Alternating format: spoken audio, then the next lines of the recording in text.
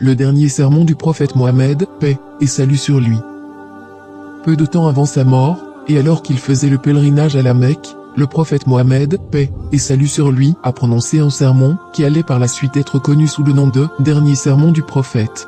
Ce dernier sermon n'était pas qu'un rappel destiné à ses fidèles, mais aussi un important avertissement. Il confirmait également la fin de sa mission prophétique. Le prophète Mohammed, paix et salut sur lui, a prononcé son dernier sermon au cours du pèlerinage de l'an 632, au 9e jour du mois de Dhul-Hijjah, qui est le 12e mois du calendrier lunaire. Il se tenait sur le mont Arafat, devant des milliers de musulmans. Après avoir loué et remercié Dieu, le prophète, paix et salut sur lui, a déclaré : « Ô peuple, écoutez-moi attentivement, car je ne sais pas si, après cette année-ci, je serai encore parmi vous. Écoutez, donc, ce que je vous dis avec beaucoup d'attention et transmettez ce message à ceux qui ne pouvaient être présents parmi nous aujourd'hui. Ô peuple, tout comme vous considérez ce mois, ce jour, cette cité comme sacrée, considérez aussi la vie et les biens de chaque musulman comme sacrés. Retournez à leurs légitimes propriétaires les biens qui vous ont été confiés.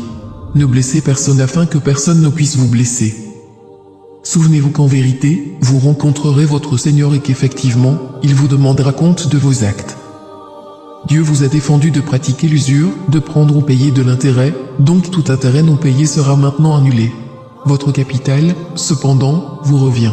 Vous n'infligerez, ni n'endurerez aucune injustice. Dieu a décidé de rendre l'intérêt illicite, et tout intérêt qui était dû à Abbas ibn Abdel-Muttalib sera maintenant annulé. Méfiez-vous de Satan, pour le salut de votre religion.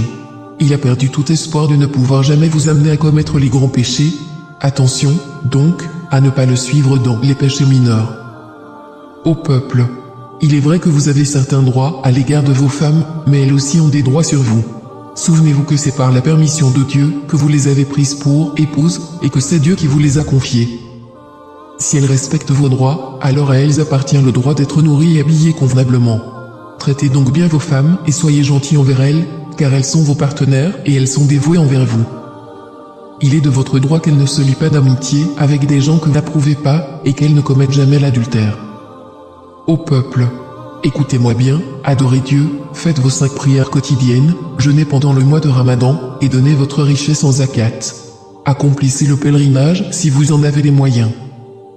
Toute l'humanité descend d'Adam et Ève. Un arabe n'est point supérieur à un non-arabe, et un non-arabe n'est point supérieur à un arabe, et les blancs ne sont point supérieurs aux noirs, de même que les noirs ne sont point supérieurs aux blancs. Aucune personne n'est supérieure à une autre, si ce n'est en piété et en bonnes actions. Vous savez que chaque musulman est le frère de tous les autres musulmans. Vous êtes tous égaux. Vous n'avez aucun droit sur les biens appartenant à l'un de vos frères, à moins qu'on ne vous ait fait un don librement et de plein gré. Par conséquent, ne soyez pas injustes les uns envers les autres. Souvenez-vous, un jour vous vous présenterez devant Dieu et répondrez de vos actes. Prenez garde, donc, ne vous écartez pas du droit chemin après ma mort. Ô peuple, aucun prophète ni messager ne viendra après moi, et aucune nouvelle religion ne naîtra. Raisonnez bien, ô peuple, et comprenez bien les mots que je vous transmets. Je laisse derrière moi 2 choses, le Coran, et mon exemple, la Sunna. Et si vous les suivez, jamais vous ne vous égarerez. Que tous ceux qui m'écoutent transmettent ce message à d'autres, et cela à d'autres encore, et que les derniers puissent le comprendre mieux que ceux qui m'écoutent directement. Sois témoin, ô Dieu, que j'ai transmis ton message à tes serviteurs. C'est ainsi que le prophète, paix et salut sur lui, termina son dernier sermon et, alors qu'il se tenait près du sommet de Arafat, le verset suivant lui fut révélé,